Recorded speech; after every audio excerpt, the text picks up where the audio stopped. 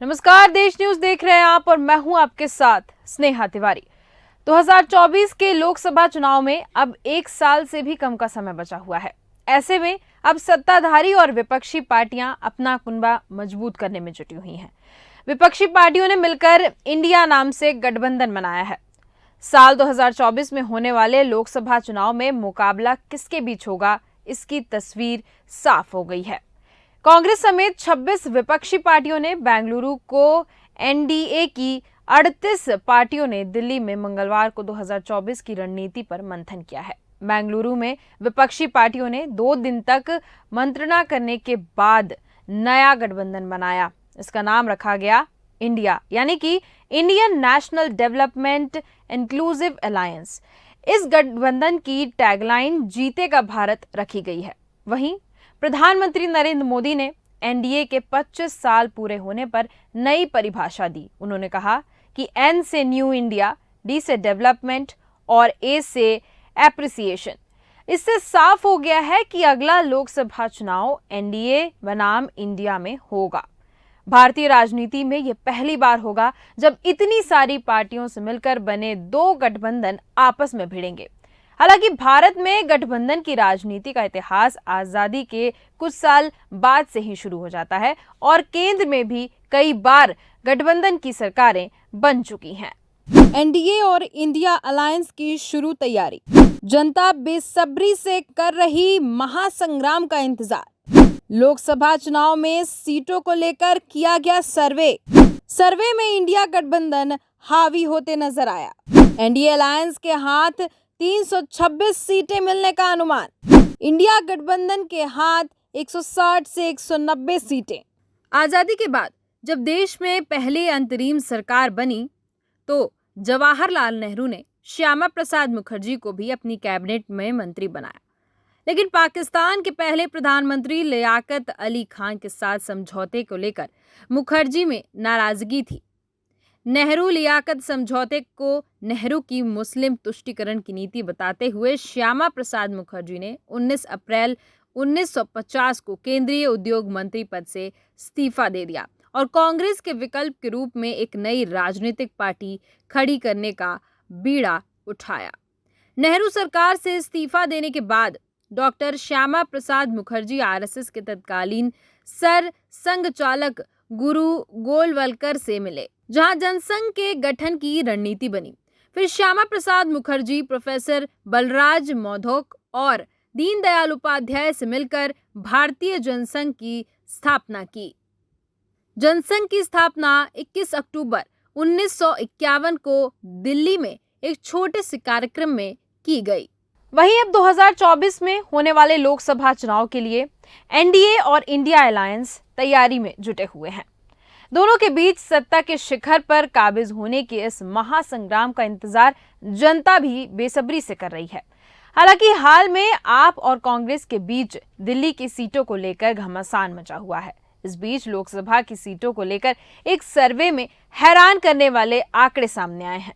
2024 लोकसभा चुनाव में सीटों को लेकर एक ताजा सर्वे किया गया है। यह सर्वे 15 जून से 12 अगस्त के बीच लोगों के राय के आधार पर किया गया है, जिसके नतीजे 16 अगस्त को जारी कर दिए गए थे। एनडीए इस सर्वे में भी इंडिया गठबंधन पर हावी होती नजर आ रही है। सर्वे में एनडीए अलायंस को कुल 543 लोकसभा सीटों में से 296 से 226 सीटें मिलने का अनुमान है, जबकि विपक्ष की इंडिया गठबंधन को 160 से 190 सीटों पर जीत मिलता दिखाया गया है। वहीं जो क्षेत्रीय दल इन दोनों अलायंस का हिस्सा नहीं है, उनमें आंध्र प्रदेश की सत्तारूढ़ पार्टी वाईएसआरसीपी को 24 से 25 सीटें, ओडिशा की बीजेडी को 12 से 14 सीटें और तेलंगाना की बीआरएस को 9 से 11 सीटें और अन्य को 11 से 14 सीटों पर जीत मिलने का अनुमान है। सर्वे के आंकड़ों में सीटों के लिहाज से जहां दोनों के बीच 2 गुना अंतर है, वहीं वोट शेयर के हिसाब से एनडीए इंडिया अलायंस में केवल 2% का ऊंच नीच देखने को मिला है। सर्वे में एनडीए को सबसे अधिक 42.60% वोट शेयर मिलने का अनुमान है। इंडिया अलायंस को मात्र 2% कम यानी कि 40.20% वोट शेयर प्राप्त हो सकते हैं।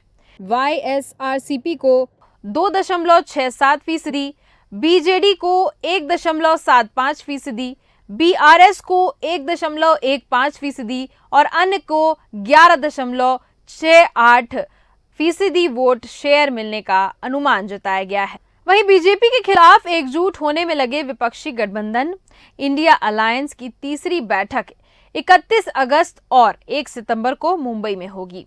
इस बैठक से पहले सवाल है कि आखिर सीट शेयरिंग फॉर्मूला क्या होगा? क्या पश्चिम बंगाल और दिल्ली जैसे दूसरे राज्य में एक दूसरे के खिलाफ चुनावी मैदान में उतरे दल एक साथ आएंगे?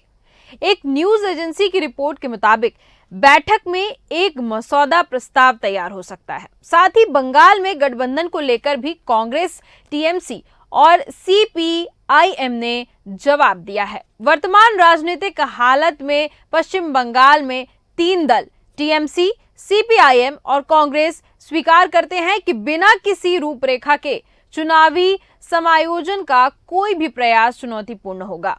बीजेपी के खिलाफ सीधे मुकाबले के लिए टीएमसी के सुझाव और राज्य में मौजूदा लेफ्ट कांग्रेस गठबंधन के विपरीत रुख के बीच विरोधाभास से इन्हें बल मिला है। टीएमसी के वरिष्ठ नेता सौगत राय ने कहा है कि हमें उम्मीद है कि मुंबई बैठक में न केवल पश्चिम बंगाल बल्कि उन राज्यों में भी एकजुट लड़ाई लड़ने की कोई रूपरेखा बनेगी जहां कई गठबंधन के साथ आमने सामने हैं। मौजूदा परिस्थितियां और किसी नीति के अभाव में बंगाल में कांग्रेस और सीपीआईएम के साथ किसी भी तरह का गठबंधन असंभव है। He was dropped from the ministership and he was not even given a Rajya Sabha nomination. So in his party he has got no importance.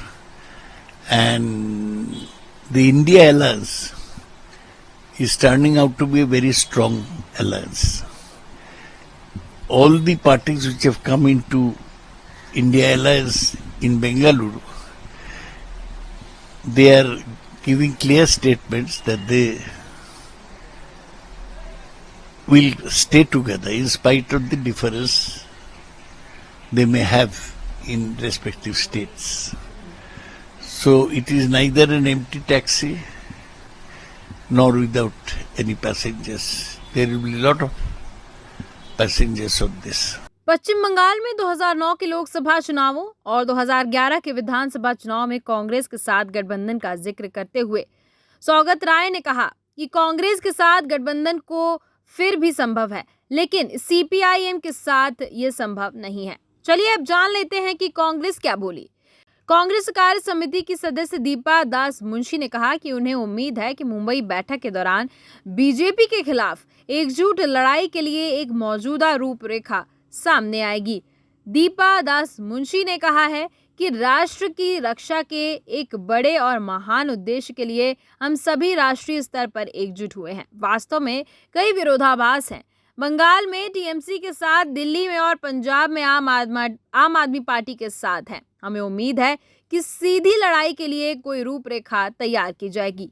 आमने सामने की लड़ाई के फॉर्मूले पर बोलते हुए दास मुंशी ने कहा कि पिछली बार पश्चिम बंगाल में बीजेपी ने जो 18 लोकसभा सीटें जीती थी वो इंडिया के लिए परीक्षण का मामला हो सकती हैं, जहां लक्ष्य बीजेपी की हार सुनिश्चित करना होना चाहिए।